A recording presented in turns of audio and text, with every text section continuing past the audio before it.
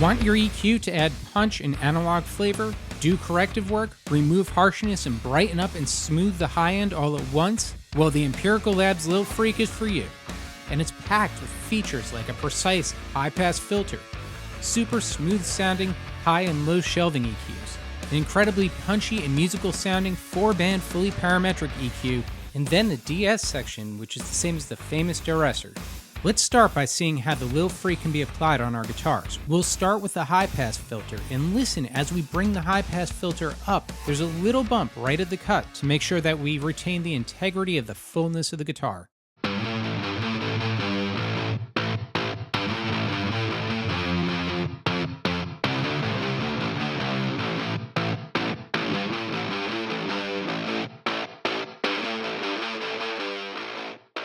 And make sure to use your input and output to take advantage of that great transformer sound that Empirical Labs is known for. Let's open the top end with an extremely smooth sounding shelf, but then use the DS section to make sure the high frequencies don't get too out of hand.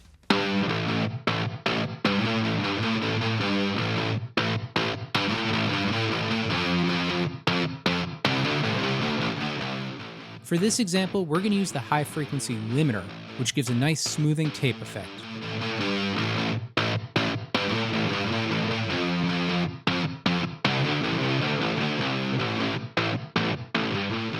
Clicking the position knob on the DS section allows you to put the DS right after the shelf or right after the high frequency band. Clicking it a third time will disengage it. We don't need the low frequency band, so I'm going to turn that off, but I'd like to bring out more of the low mids. We'll boost a little, and then we'll sweep our frequency.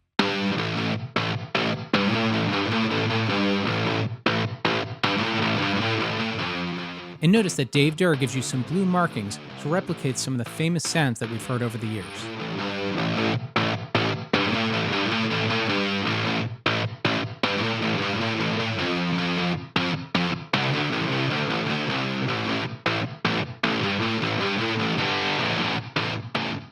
There's a little bit of a whistling sound I'd like to remove, so I'm going to use a very narrow bandwidth. I'm going to boost and then sweep to find the whistle, and then I'm going to cut it and remove it.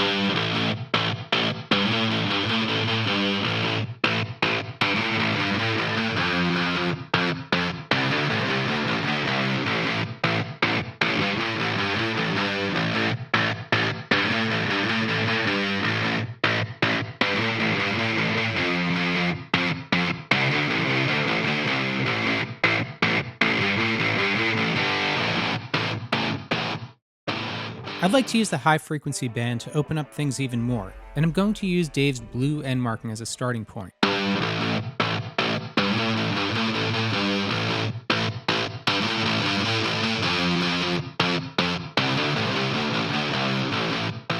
By putting the high frequency limiter before the high frequency, it gives me a little more flexibility to ensure that the frequencies I'm boosting aren't going to be too harsh.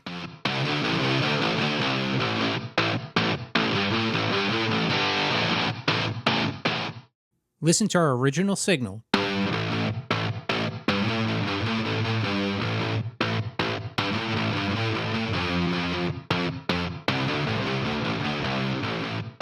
And now listen to the clarity we get with the Lil FrEQ.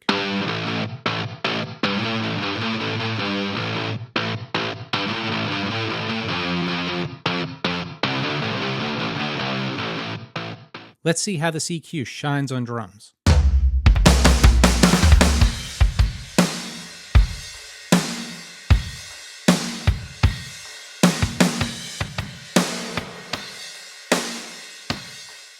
By high-passing at 60 Hz, we can boost the low end with the shelf without worrying about it getting muddy.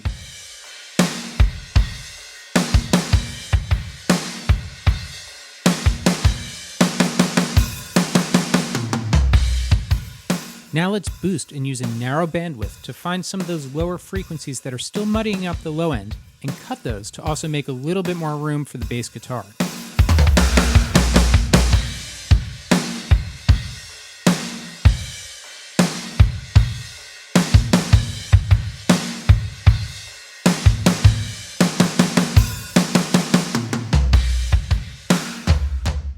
Using a broader bandwidth, I'm going to sweep around in the low mids and make a little bit of room for the guitars.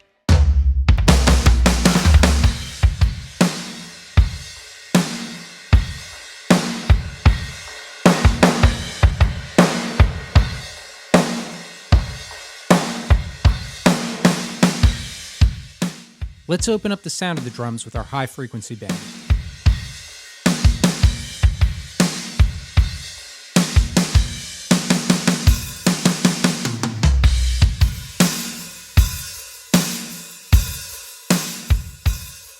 But this time, instead of using the high frequency limiter, we'll use the DS section after our high frequency band to keep the cymbals under control.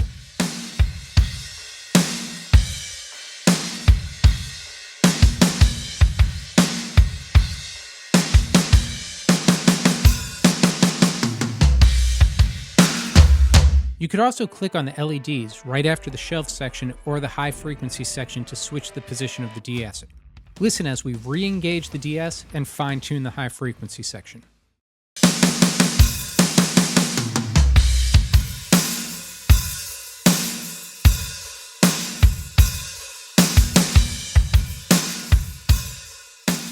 The entire EQ has a real punchy character to it due to its fast response. Now listen to the raw track on its own.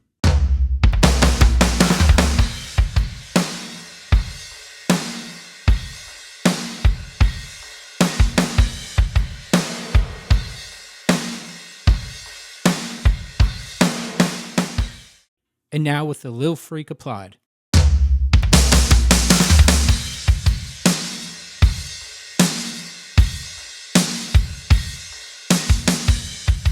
The Lil FrEQ is one of the secret weapons among high-profile recording engineers and mixing professionals because it's got a lot of tricks up its sleeve.